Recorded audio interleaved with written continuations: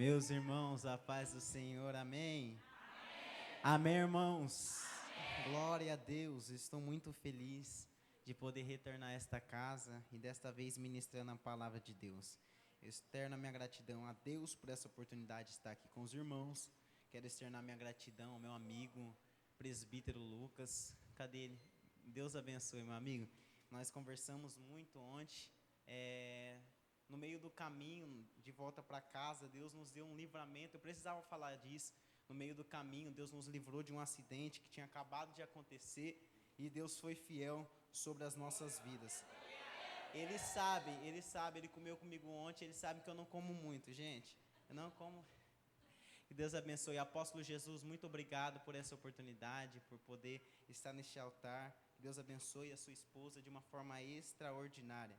Ítalo, meu amigo, um exímio pregador da palavra de Deus, muito obrigado por estar me honrando neste lugar. Minha família que me acompanha, muito obrigado em nome de Jesus. Eu tenho uma palavra de Deus para o teu coração. Livro profético de Isaías, capítulo de número 6. Por gentileza. Aleluia. Livro profético de Isaías, capítulo de número 6. Aleluia. Quantos irmãos procuram? Esqueci de falar ontem, mas eu estou debaixo de uma bênção pastoral, a bênção do meu pastor João Batista de Oliveira, primeiro vice-presidente da Assembleia de Deus no Brás, em Santa Fé do Sul. Você que recebe essa saudação, diga amém.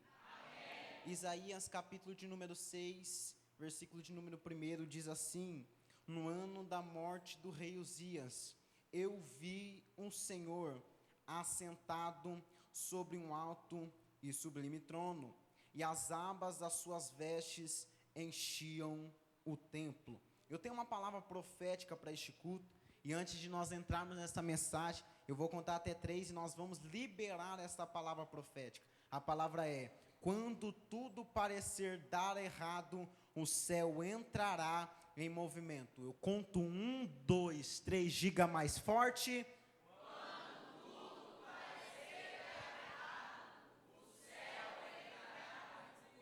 Aleluia, você acredita nesta palavra? Oh glória, maravilha, aleluia Jesus.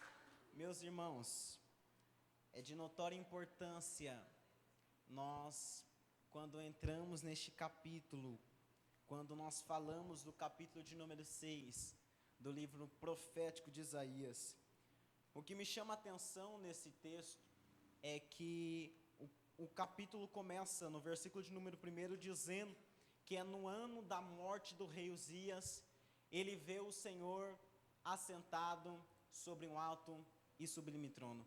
Isso me chama a atenção, porque para quem não sabe, Uzias é um rei que começou a reinar com apenas 16 anos.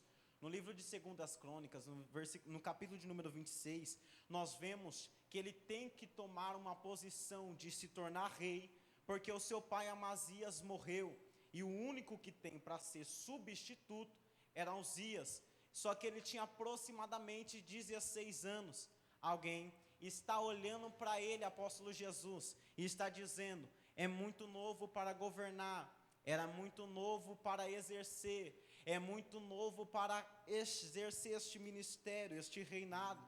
Só que nós precisamos entender algo, que quando Deus levanta alguém, Ele não quer saber a idade, Ele não quer saber o estado físico ou financeiro. Quando Deus decide levantar alguém, querendo alguém ou não, essa pessoa viverá o que Deus tem para ela viver.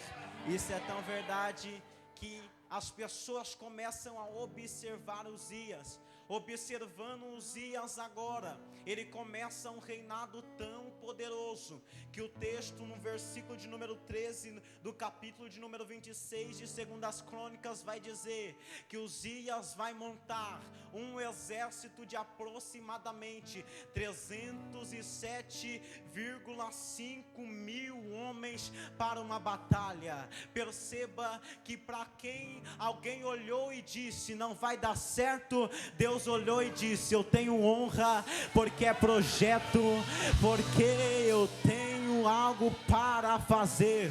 E já que alguém deu glória, eu preciso dizer para esta igreja, debaixo de uma palavra profética, alguém até olhou para a tua história dizendo: não vai dar certo, vai quebrar a cara, vai quebrar o reinado, vai quebrar a liderança. Como que coloca para pastorear? Como que coloca para liderar? E Deus me trouxe aqui para te dizer: eu não te escolho pelo seu status, eu te escolho por quem você é.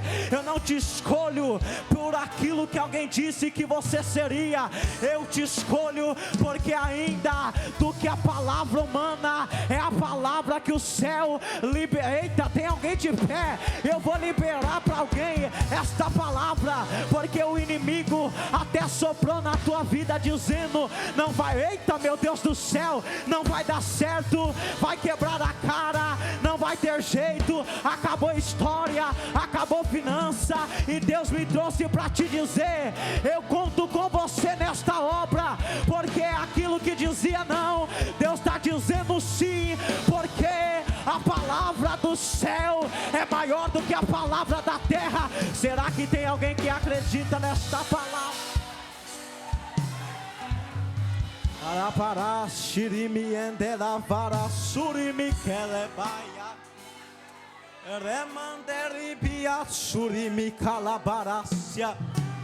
Deus está dizendo para alguém que maior que a palavra do homem ainda é a palavra que foi liberada pelos céus. Só que o texto não acaba. O escritor está escrevendo e ele diz que chega em dado momento da história que Uzias começa a perder a noção. Por quê? Porque o ego chega em sua cabeça, e agora esta pessoa que está tão grande quer fazer um trabalho que não é seu. Pergunte qual? Ele quer virar sacerdote. E eu entendo com a Bíblia que lugar de sacerdote é dentro do templo, e lugar do rei é dentro do seu reinado, é dentro do seu castelo. Sabe o que Uzias queria fazer? Queria entregar incenso a Deus. Ele queria fazer algo que não era para ele fazer. E quando Uzias faz isso, Deus fere Uzias com lepra. Por quê? Porque uma coisa que eu aprendi em alguns anos de ministério é que Deus é justo, e quando a palavra dele viola, e quando as coisas que fazemos viola a palavra dele, se for preciso, ele fere, ele mata, mas as coisas não podem desviolar a palavra de Deus. Por quê? Porque Deus é justo. Deus é justo. Tem gente pregando que só Deus é amor, e Deus está falando: eu também sou justiça. Por quê? Porque eu não gosto das coisas erradas, eu gosto das coisas certas. Deus está dizendo para alguém: não deixe que o ego suba a sua cabeça, e você pense que é grande, e você pense que é alguma coisa. Quem te levantou foi eu, mas quem pode te colocar no chão, eu também posso te derrubar. O texto diz que no mesmo instante Uzias é ferido com lepra. Ele é afastado pelos sacerdotes que estavam junto com o sacerdote maior. Ele é colocado dentro de um quarto, e dentro desse quarto ele vai passar alguns momentos da sua vida. Só que o texto nos diz que Uzias, não aguentando, não suportando a lepra, ele morre. E aí nós chegamos no capítulo de número 6. O ano é de morte, o ano é de perca, o ano é de declínio. Só que eu entendo o contexto, é que Deus está falando para Israel: o ano pode ser do jeito que for, mas não deixe de confiar na minha palavra.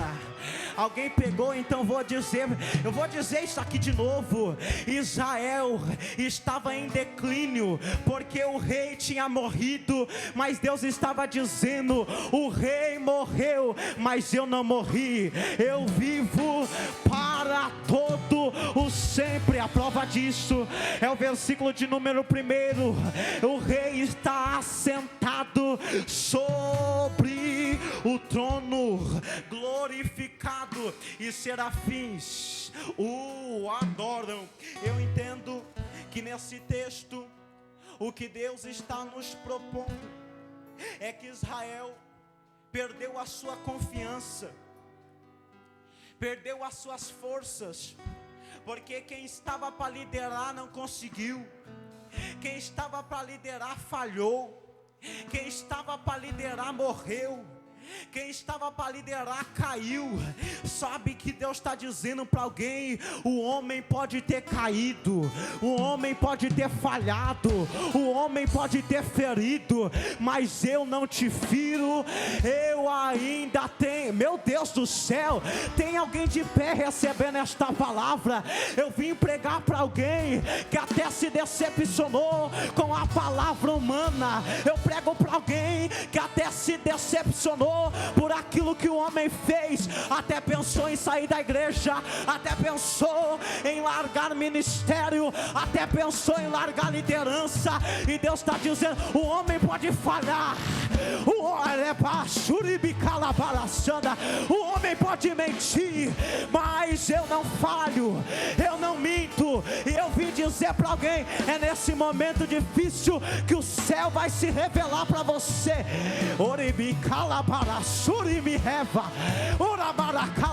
Eu estou debaixo de... Eita, tem alguém pulando aqui. Eu estou debaixo de uma palavra profética. Tem gente pulando lá no fundo, então eu vou falar. Deus me trouxe aqui para dizer, para a Aparecida do Taboado, Deus está escrevendo uma nova história para vocês. Porque se o homem falhou um dia, Ele está dizendo: eu não vou falhar. Ainda antes que houvesse dia na tua vida, na tua história, ainda Ele é, Ele pode, Ele manda, Ele faz. O homem perdeu o controle, o homem perdeu a liderança, mas o teu Deus ainda tem o controle nas suas mãos. Eu estou pregando para essa igreja que o tema desse ano é o ano do governo de Deus. Por quê, pastor? Porque, apóstolo, se aqui na terra o homem perdeu o governo, na política perdeu o governo, Deus está dizendo: eu ainda não perdi o controle, ainda o governo das... Eita, meu Deus do céu!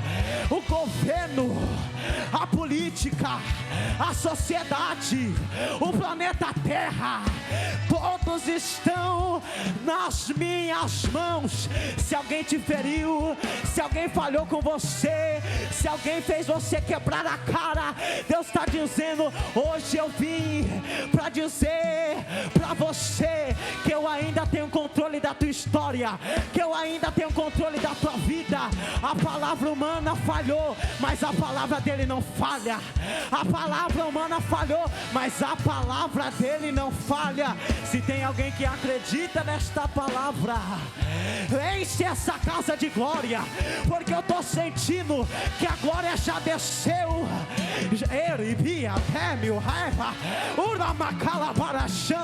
Dons de línguas, dons de visões. Olha a glória aí.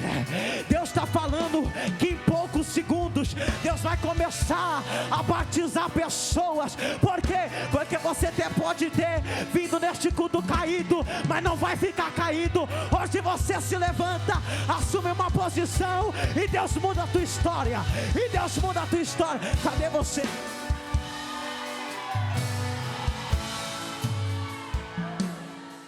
Cadê você?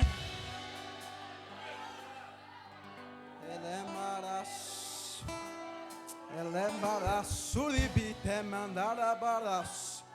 Ele é bacalabarachanda. Eribi teramantore para suribi que levaia. Era prone que levarasse. Meu Deus do céu, eu não sou muito de fazer isso não, mas Deus está dizendo para alguém: eu estou mudando o teu trajeto, eu estou mudando a tua história. Se o inimigo disse que seria o teu fim, Deus está dizendo: não acabou a tua história, ainda tem jeito. Para o céu tem jeito, para o céu tem jeito.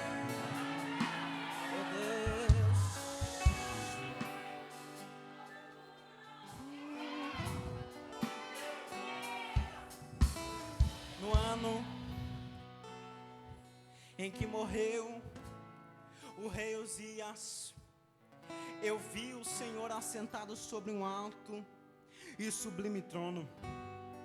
Sabe o que é Deus dizendo?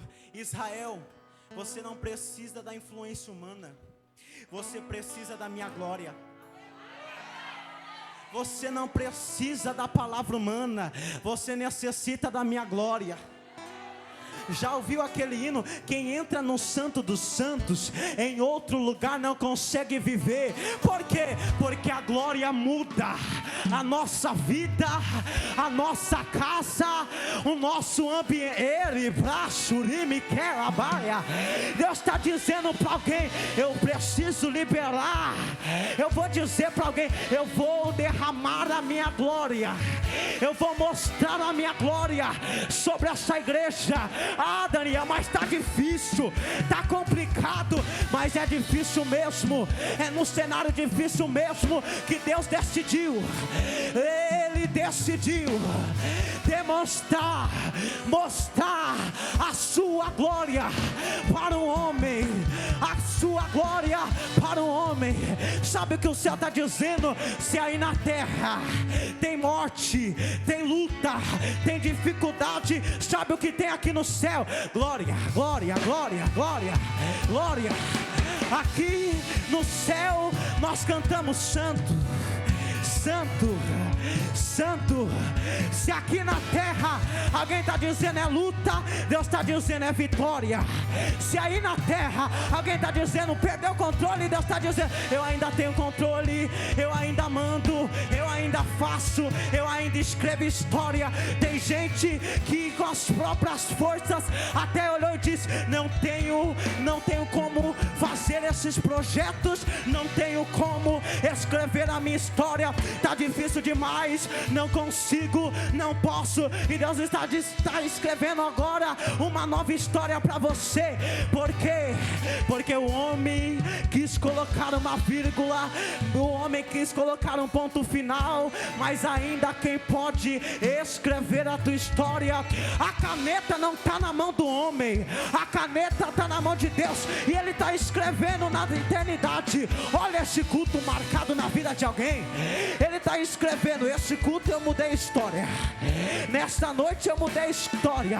No dia 25 de janeiro de 2026 eu comecei a fazer uma nova história na vida de alguém. Fazer uma nova história na vida de alguém, uma nova história na vida de alguém.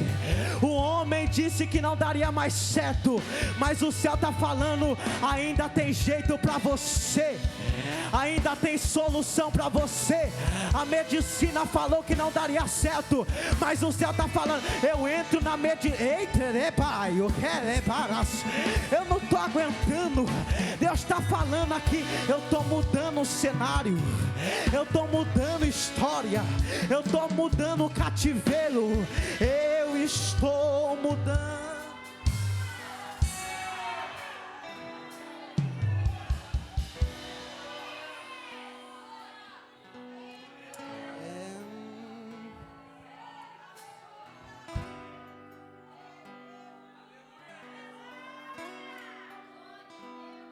Apóstolo, sabe o que eu acho interessante no texto? É que mesmo diante de um cenário difícil, de luta, Isaías não está na sua casa prostrado. Mesmo diante de um cenário complicado, Isaías vai colocar uma nova roupa, vai pentear o seu cabelo, vai tomar um banho e vai falar: se arruma que nós estamos indo para o culto.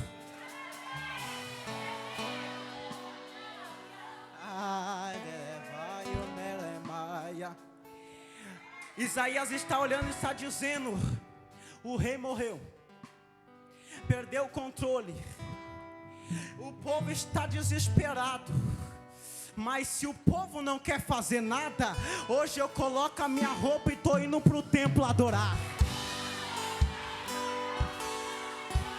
Olha isso, Olha isso, tem gente pulando lá no fundo. Sabe que Deus está dizendo para alguém? A nação poderia não querer nada, poderia estar chorando, mas quando um profeta decide se o profeta se levantou e disse: independente do cenário, eu não sei você, mas eu estou indo adorar, eu estou indo adorar, eu estou indo adorar, eu estou indo adorar, estou indo adorar, estou indo. Olha isso aqui, olha lá, olha lá. Meu Deus do céu, meu Deus do céu. O cenário está difícil, mas olha você aqui. O cenário está complicado, mas olha você aqui. O inimigo disse: não vai conseguir mais, não vai ir mais para o templo, não vai mais adorar. Mas Deus marcou encontro com alguém para dizer: já que veio, eu revelo a minha glória. Eita, eita, já que veio, eu mudo o cenário. Receba aí. Eita, eu estou como um profeta para dizer para alguém: você até tinha história de um jeito, mas já que veio adorar, Deus está mudando, Deus está mudando. Eita, ele é manaia, ureva calabaracia, enerabaracalaxanda. Deus está mudando a tua história hoje, só porque você veio adorar. Deus está mudando a tua história hoje, só porque você veio entregar. Você até disse: com minhas próprias forças eu não consigo, mas com o restante de força, desse jeito caminhando, desse jeito que eu tô, mesmo fraquinho, eu vou andando, eu vou me rastejando, mas eu tô indo. Eu não sei da maneira que você veio, mas você veio. Eu não sei da forma que você veio, mas você está aqui. O importante não é que você veio fraquinho, o importante é que você veio. E já que você veio, Deus está falando: renova as suas forças. Então entra lebaio, elemarachanda, eribiquelebarachanda. Os jovens se cansam e se fatigam, mas aqueles que depositam a sua confiança no homem não, em carros não, em cavalos também não, eles depositam a sua confiança. Deposita a sua confiança nas mãos de Deus. Você até disse: eu coloquei na mão do homem e não deu certo, eu coloquei na mão do homem e me traiu.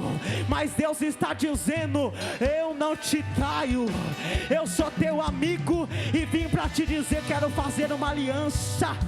Elevará-se, quero mudar a tua história, quero fazer algo extraordinário na tua vida. Se você crê, pode adorar. Se você crê, pode adorar. Se você crê, pode adorar nesta palavra.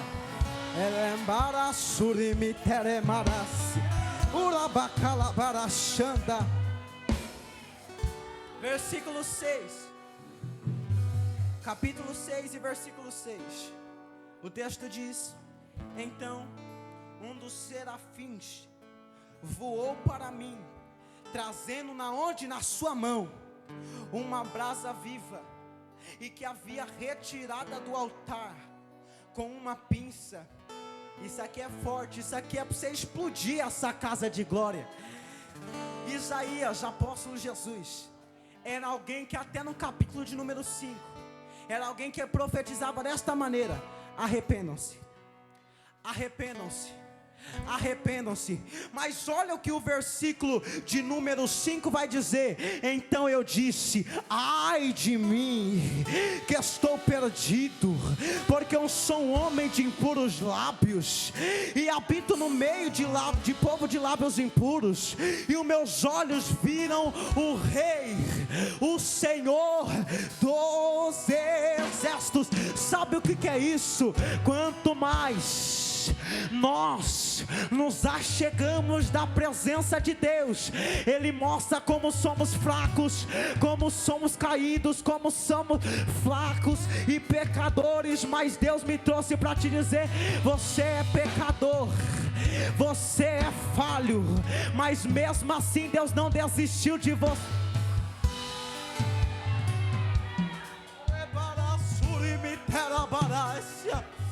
Você é pecador, você é falho. A sociedade não te deu nada, mas em quem o inferno investiria, em quem a sociedade não investiria, o céu olhou e disse: eu vou investir. Porque se ninguém investiu, eu vou investir. Para alguém você era projeto falido, mas nas mãos de Deus você é profeta. Para alguém você é só uma voz, mas Deus te chamou como profeta. Para de graça. Por favor, diga para alguém que está do teu lado: você não é só uma voz, você é profeta. Você não é só uma voz, você é profeta. Você é profeta. Eu não te escolhi. Eu não te escolhi como já estava crescido. É igual Deus disse para Jeremias: eu te escolhi desde o ventre da sua mãe. Eu te escolhi desde o ventre da sua mãe.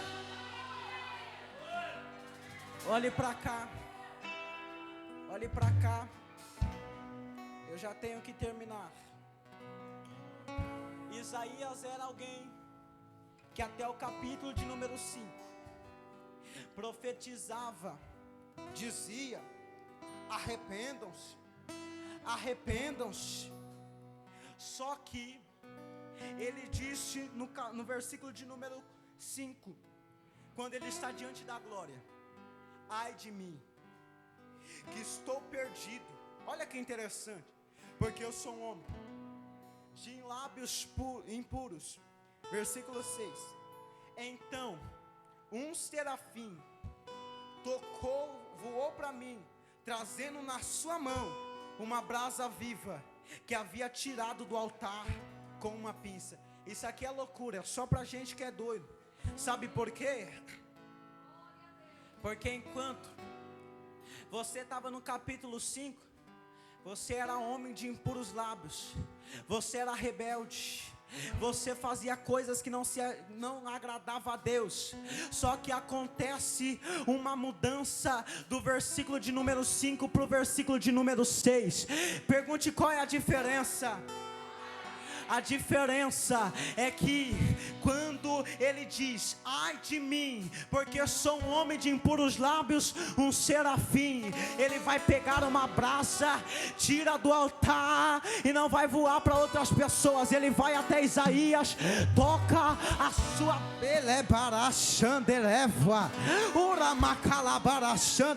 aí, versículo de número 7, com a brasa tocou a minha boca e disse: eis que esta brasa tocou os teus lábios, e a sua iniquidade foi tirada, e o seu pecado perdoado. Versículo 8: depois disto, ouvi a voz do Senhor que dizia: a quem enviarei? A quem há de ir por nós? Só que um detalhe do texto, ele não vai dizer depois de 2 minutos, ele não vai dizer depois de 3 minutos, ele vai dizer no mesmo instante: eu estou pronto, eis-me aqui, envia-me, envia-me, envia-me a mim. Sabe o que Satanás queria que você fosse? Ele queria que você fosse alguém que ele fosse usar. Ele queria que você fosse um projeto falido. Mas quando a brasa tocou a sua boca, você está dizendo: eu não quero saber das obras de Satanás. Eu estou pronto para viver o que o céu tem preparado para minha história, para minha história, para minha história. Ah, meu Deus do céu! Será que tem alguém que acredita que quando nós fomos tocados por essa glória, ela começou a mudar a nossa vida? É metanoia, é mudança de mente, é mudança de caráter, é mudança de vida. Deus te trouxe aqui para te dizer: eu quero mudar hoje você por completo. Antigamente você era perdido, mas hoje você é filho. Antigamente você era perdido, mas hoje você é filho. Hoje você é filho. Você é filho de Deus. Antes éramos inimigos, mas agora mas agora somos amigos. Não somos nem amigos, somos filhos dele. Somos filhos de Deus. Mas só tem uma coisa: só é filho quem recebe, só é filho quem aceita que ele é, que ele pode, que ele é o único Salvador, que ele é o único mediador entre Deus e os homens. Não tem Maria, não tem José, não tem São João, não tem outro. Só existe um, só existe um. E ele, o nome dele é Jesus Cristo. Jesus Cristo de Nazaré. Ele nasceu num lugar improvável, numa cidade improvável, cresceu dentro do Egito, foi escondido por Deus dentro do Egito.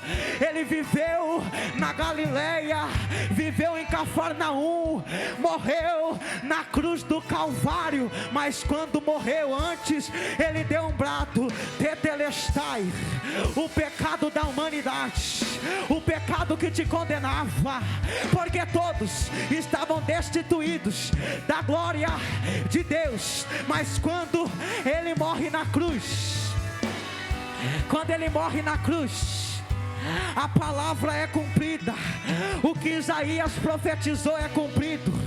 Ele foi torturado, ele foi chicoteado, ele foi traído pelos homens, ele passou todo esse processo. E hoje nós estávamos falando isso na EBD. Jesus, quando foi em espírito para o deserto, ele poderia ter trocado aquele momento de prazer, aquele momento que ele estava com fome. Só que Jesus olha para Satanás e diz: eu não vou trocar o que é terreno pela eternidade. Nem só do pão vive o homem, mas ele vive de toda a palavra. Nós não vivemos da ótica humana, nós não vivemos da ótica humana, nós vivemos da palavra de Deus. A palavra de Deus é o que prevalece sobre as nossas vidas. O diabo ainda tenta Jesus dizendo: por que você não pula daqui? Por que você não pula daqui? Os anjos darão ordem ao teu respeito. Jesus vai olhar e vai dizer: eu não quero. Eu poderia mostrar poder, mas quando Jesus permanece no propósito, ele demonstra graça, ele demonstra amor. Se Jesus cedesse ao diabo, a tentação do diabo, ele mostraria poder, mas quando ele olha e diz: eu não quero, ele demonstra: eu tenho uma missão para concretizar, eu tenho uma missão para concretizar. Maior, ele é eu estou sentindo Deus aqui neste lugar. Maior do que os pratos, maior do que o inimigo tem preparado para você, é a missão que você tem, é a missão que você tem, é a missão que você tem. Não demonstre poder, porque pela nossa força nós podemos falhar. Demonstre a graça que um dia foi liberado, demonstre o amor que um dia foi liberado. Posso pedir para eles colocarem de pé? Por gentileza, se coloque de pé.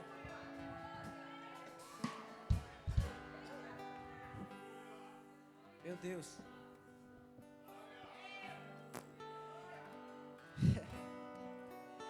Versículo de número 8. Jesus vai olhar, o próprio Deus vai olhar e vai dizer: a quem hei de enviar?